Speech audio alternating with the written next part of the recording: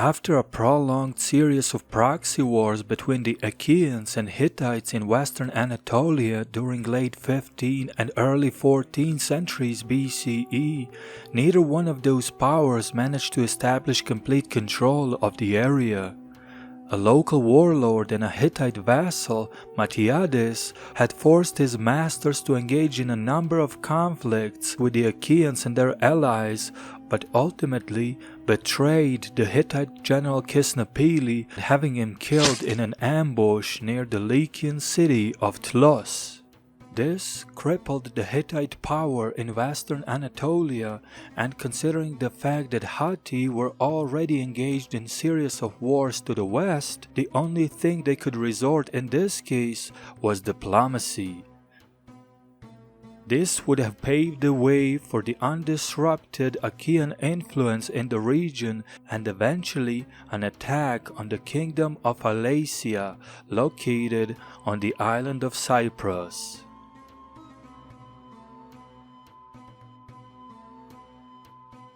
Following the death of Kisnapili, the Hittite power and influence in western Anatolia was watered down to a few nominal vassal lands with no real military presence. The only two significant players in the region were the Achaeans, represented by a prince and a military warlord, Atreus, and his close ally, the Arzawan ruler, Kupanta Kurunta. These allies have recognized Madyattes' contribution in getting rid of the Hittites, and the former Lycian ruler made peace with his longtime enemies.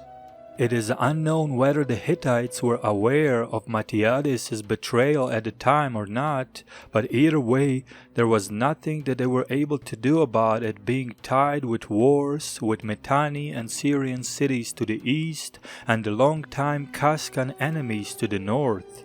It appears that some kind of tentative compromise was reached, with Madyattes still technically being a Hittite vassal, although in reality completely independent and free to make his own moves.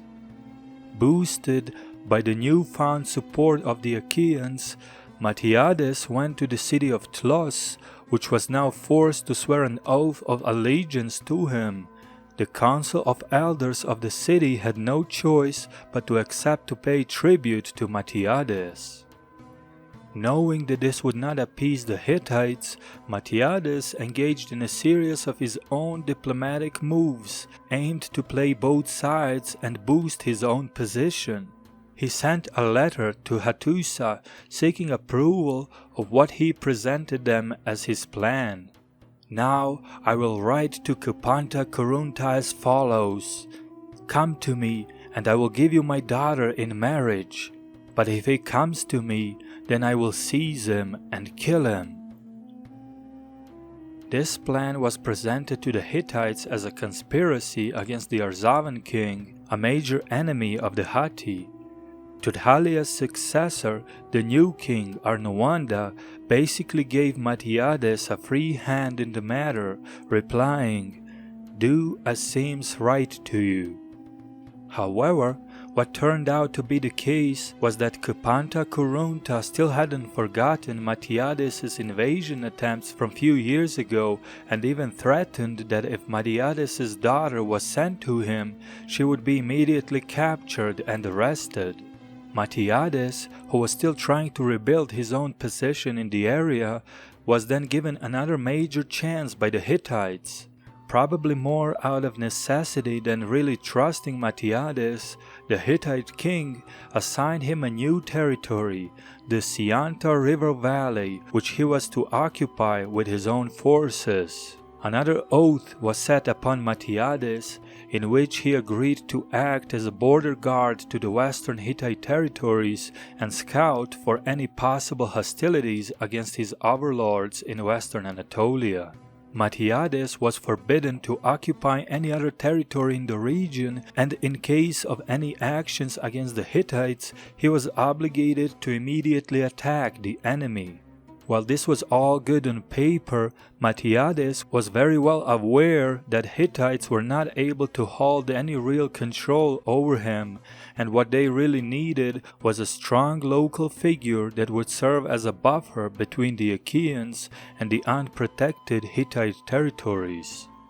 Achaeans themselves were also very well aware of this and now saw Madyattes as a very useful tool to increase their own power. Kurunta was urged to bury his grudge and establish better relations with what could be a very useful neighbor. Now the sources are not very clear about the marriage between Kurunta's daughter and Madyattes, and the context could vary depending on the translation, but one of the two warlords married the other's daughter.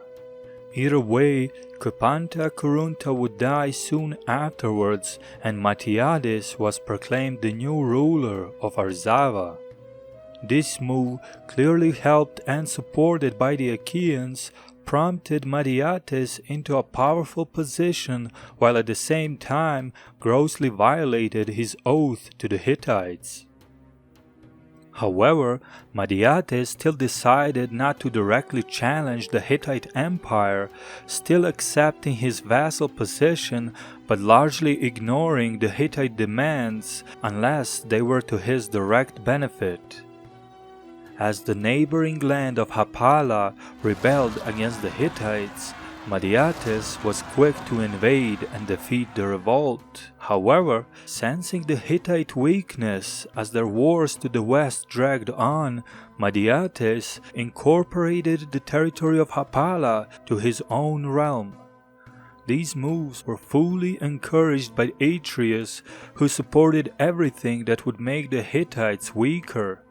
Subsequently, Madyattes had a free hand in the area and went on to conquer a number of smaller cities and lands nearby, including Zumanti, Walarima, Yalanti, and many others. Some of the local rulers were tributary to the Hittites, but from now on, all the tribute was collected by Madyattes. And yet, there was no reaction coming from the direction of Hattusa. Arnuwanda was not a very successful military commander, and the Hittite problems in the west only increased.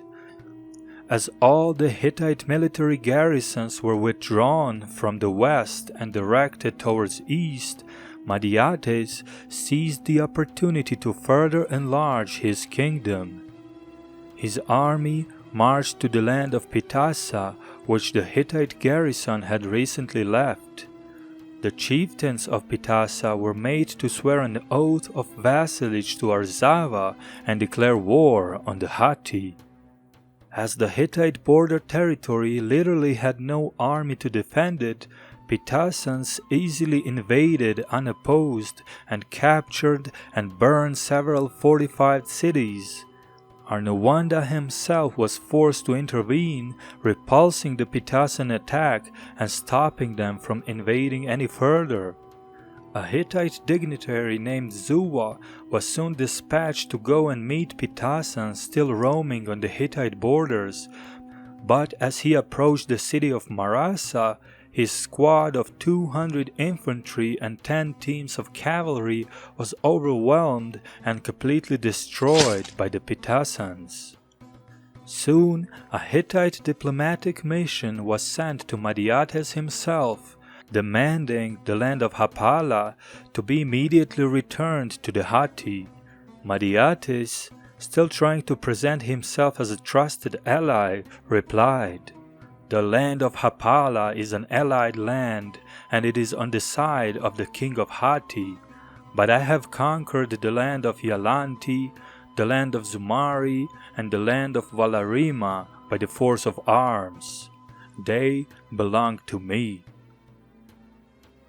The Hittites, well aware that their vassal is in reality anything but a vassal, had no choice but to return home and continue to defend their interests by diplomatic means. Meanwhile, Atreus was more than happy to see his plan coming to fruition.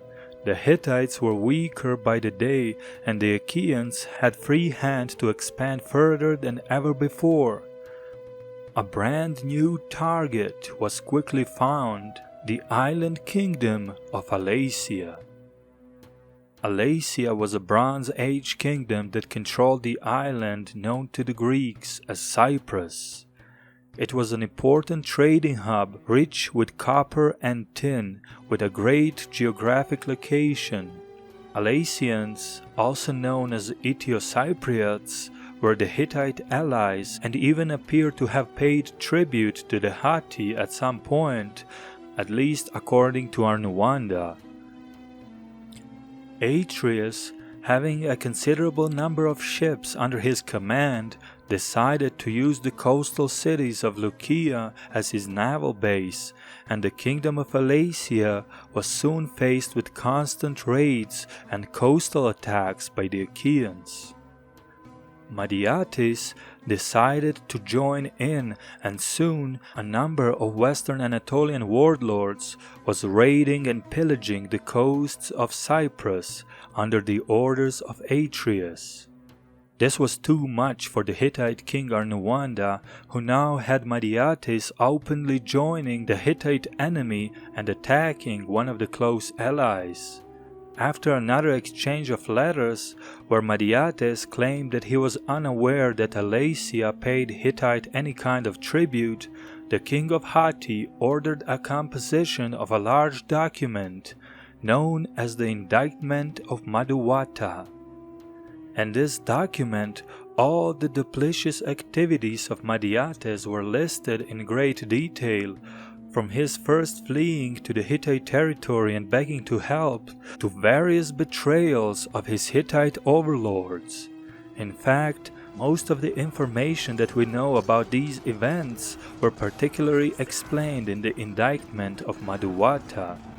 Although Madyattes successfully managed to increase his power for years without being confronted by his masters, Arnuwanda has now officially declared him an enemy of the Hittites.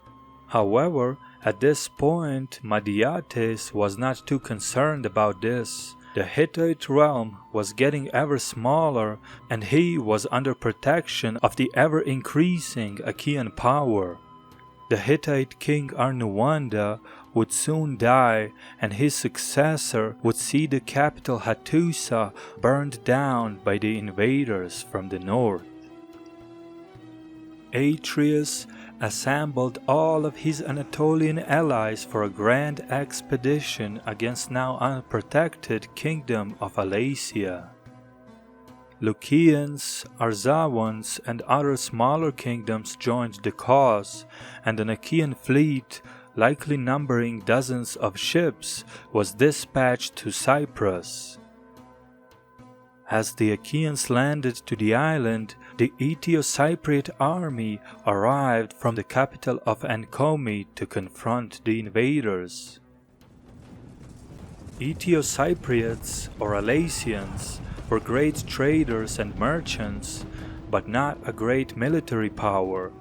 Atreus and his forces scored a decisive victory on the northwestern coast, and most of the island was now in the hands of the Achaean warlord. Although victorious, ultimately Atreus decided that there were too many logistical problems in establishing direct control over an island so far away from the homeland. Therefore, the Greeks resorted to what they were always very well known for. After pillaging and raiding the island, the Achaeans took off and left, but not before installing a few small trading colonies in the northwestern part of the island. Achaeans would later colonize the island on a much bigger scale, but it was the 14th century BCE that the first of those early colonies were established. Among them, a colony that would later become an important Cypriot city of Marion. Please consider subscribing and sharing the video, as this is a one-person production and it greatly helps the visibility of the channel. Your support is greatly appreciated. This was WanaxTV, and we'll see you again soon.